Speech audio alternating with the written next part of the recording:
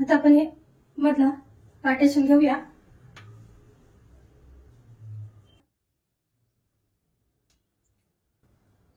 Pin लावून घेऊया.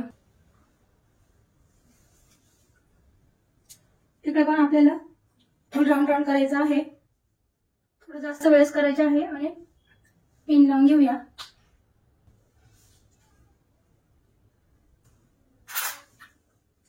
परत आपल्याला राऊंड राऊंड करायचं आहे.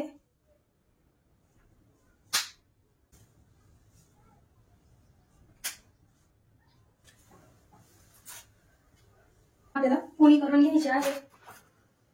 रबर लावूया. पोळी करून घेतली आहे. पोळीचे 2 भाग करूया.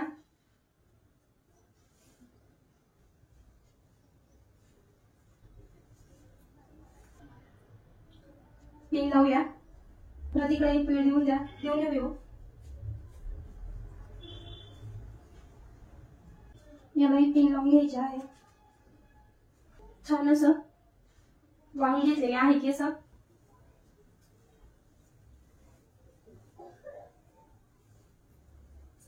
एक्स्ट्रा एक्सटेन्शन आहे हे आपण लावून घेणार आहोत. यू पिन लावूया.